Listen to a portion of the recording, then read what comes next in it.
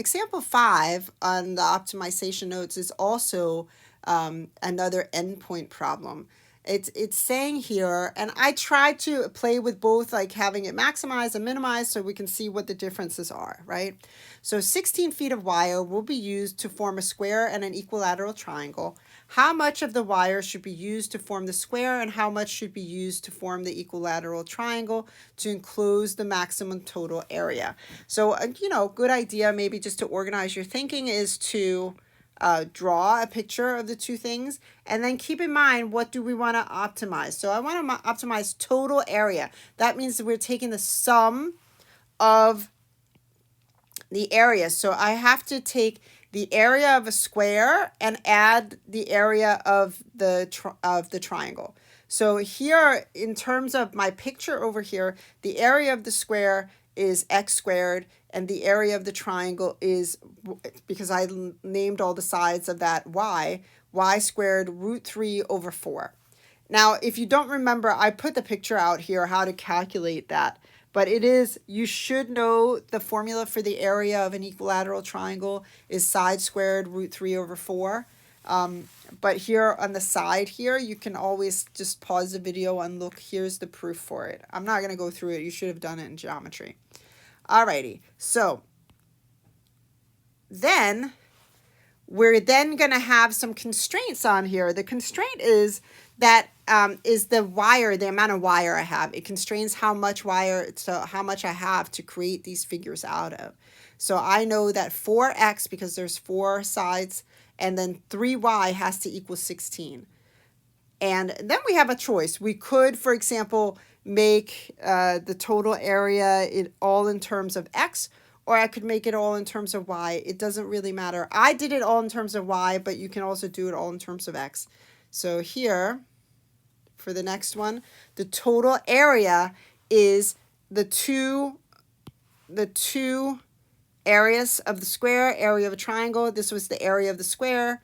This was the area of the triangle that I'm highlighting. But we need it in one variable, so I know that I can solve for x. And again, it's just a preference thing. It doesn't really matter. Here, I solved for x and did it in terms of y. So my whole thing here is rewriting the area in terms of all y. But the problem is I know that it had, oops, I didn't mean to erase that. I know that it has some constraints here. And the reason why I know this is because I have two options for endpoints. Either there's no triangle and I use the entire wire for the square, or I use all of the wire for the triangle. So in this case, if y was equal to 0, the entire 16 feet would be used for the square. And if the entire 16 feet were used for the triangle, the other end of that would then be I took the 16 feet and split into 3 equal parts to create that equilateral triangle. Those are the two extremes of that. Maybe there's somewhere in the middle that will maximize the area. Oh, and I forgot to actually, what is it? We're trying to find the maximum. I forgot to write maximum total area there, right? All right, so now we just take the derivative. Let's simplify a little bit. Oh, you can use your calculator or, whoops, I'm all over the place here. Here, let's see if we can erase here, yeah. Use your calculator to find the second derivative, and then I'm finding where that is equal to 0. Now, in this case, this has endpoints. So if this has endpoints, I have to use EVT to check. I have to use the extreme value theorem by substituting in the values in the area function. So the y value, and by the way, in your calculator, just be careful to use the letter x here. Oh, and I forgot this should be a y because everything is in terms of y here. So therefore, you just got to be careful. You got to switch it back. Look, even myself, I accidentally wrote x. That wasn't what I was supposed to do. All right, so here, we're going to test using the extreme value theorem, and we're going to substitute in the original function, not in the derivative, but the original, and see which one gives me the biggest value. So we have a of 0, which was one endpoint. That's the area. A of the value, the y value that I got by using my calculator over here. That's just using a calculator to find that. Just like we did in the previous one. You can look at the video that went with the previous one. I put a calculator function on there.